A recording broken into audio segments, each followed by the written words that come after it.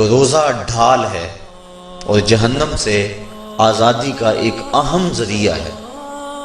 روزہ اللہ اور بندے کے مابین ایک راز ہے۔ روزہ نور ہے، ضیاء اور روشنی ہے، اور آقا کریم صلی اللہ علیہ وآلہ وسلم نے روزے کی فضیلت بیان کرتے ہوئے ارشاد فرمایا کہ ہر شے کی کوئی زکوٰۃ ہوتی ہے، انسان کے جسم کی زکوٰۃ روزہ ہے۔ اگر روزہ رکھے گا تو جسم زکوٰۃ ادا کرے گا، جس طرح زکوٰۃ سے مال پاک ہوتا ہے، روزے سے جسم پاک ہو جاتا ہے۔ اور روزہ ویسے بھی انسان کے لیے شفا کا پیام ہے۔ فرمایا کہ سحری کھایا کرو، کیونکہ سحری کے کھانے کے اندر بھی اللہ نے برکت رکھی ہے۔ تو یہ ماہ سیام اپنے دامن میں برکتیں لے کر، رحمتیں لے کر نازل ہوتا ہے۔ اس کا پہلا حصہ رحمت، درمیانی حصہ مغفرت، اور آخری حصہ جہنم سے آزادی کا مجدہ جاں فضا ہے۔ حدیث میں آتا ہے کہ اللہ نے میری امت کو رمضان المبارک کے روزے کے حوالے سے 5 چیزیں ایسی عطا کی ہیں جو اس سے قبل کسی امت کو نصیب نہیں ہوئی۔ ایک تو یہ کہ رمضان المبارک کے اندر روزہ رکھنے والے کے معدے سے جو بو نکلتی ہے، اللہ کو وہ مشک سے زیادہ محبوب ہے۔ دوسری بات کہ جب ماہ سیام آتا ہے تو شیاطین کو جکڑ دیا جاتا ہے۔ تیسری بات کہ روزے دار جب تک روزے میں رہتا ہے، فرشتے اس کے لیے مغفرت کی دعائیں کرتے رہتے ہیں۔ اور چوتھی بات، جب ماہ سیام کی آخری رات آتی ہے تو اس کے سارے گناہوں کو بخش دیا جاتا ہے اور اس کو جہنم سے آزادی کا پروانہ مل جاتا ہے۔ بلکہ ایک صحابی نے حضور سے عرض کی کہ آقا کریم، جو یہ جہنم سے آزادی کا پروانہ مومن کو ملتا ہے تو کیا یہ لیلۃ القدر کی رات ہے؟ تو آقا کریم نے فرمایا نہیں، جب مزدور اپنی مزدوری مکمل کرتا ہے، جب اس کی دہاڑی پوری ہو جاتی ہے تو پھر اس کو اس کا مالک کچھ دیتا ہے، تو یہ جو اس کو بخشش اور مغفرت کا مجدہ جاں فضا دیا جاتا ہے، یہ اس کی مزدوری ہے۔ اور فرمایا کہ جو لیلۃ القدر کی برکتیں اس کو حاصل ہوتی ہیں، یہ اس کے علاوہ ہیں۔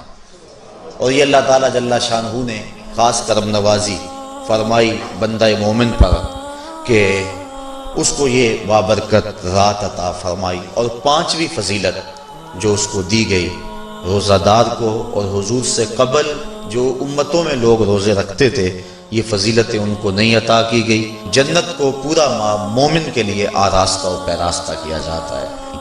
حضرت ابو ہریرہ رضی اللہ تعالی عنہ سے ایک روایت مروی ہے جس کو امام بخاری اور امام مسلم نے روایت کیا کہ آقا کریم علیہ السلام نے ارشاد فرمایا، قال اللہ عز وجل، اللہ جل شانہ ارشاد فرماتا ہے، کل عمل ابن آدم لہو، ابن آدم کا ہر عمل اسی کے لیے ہے، الا الصوم فإنہ لی، ہاں مگر روزہ ہے جو وہ میرے لیے رکھتا ہے، وأنا اجزی بہ، اور اس کی جزا میں اسے دوں گا، والصیام جنۃ، اور سیام روزہ ڈھال ہے، فإذا کان یوم صوم احدکم فلا یرفث ولا یصخب، فإن صابہ احد او قاتلہ فلیقل انی صائم انی صائم، والذی نفس محمد بیدہ لخلوف فم الصائم اطیب عند اللہ من ریح المسک، للصائم فرحتان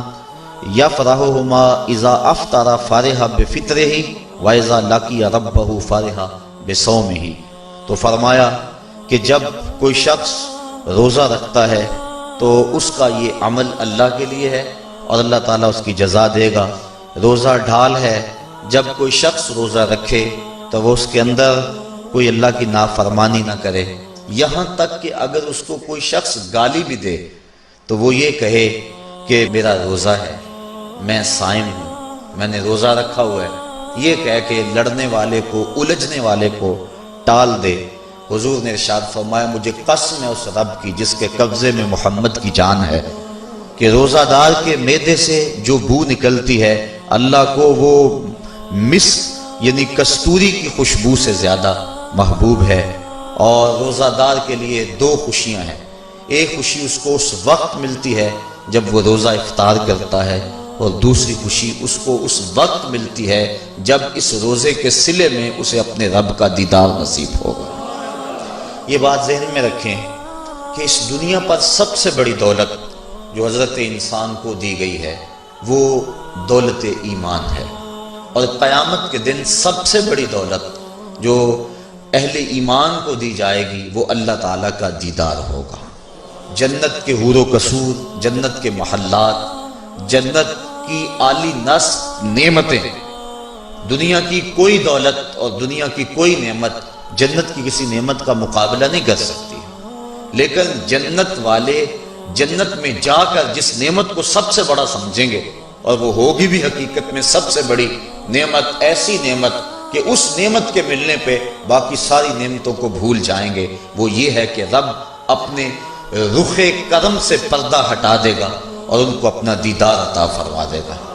تو یہ سب سے بڑی دولت جو مومن کو آخرت میں نصیب ہوگی یہ روزے کے صلے میں نصیب ہوگی۔ یہ روزے کا وہ ثمر ہے، یہ روزے کا وہ پھل ہے جو اللہ اہل ایمان کو قیامت کے دن عطا فرمائے گا۔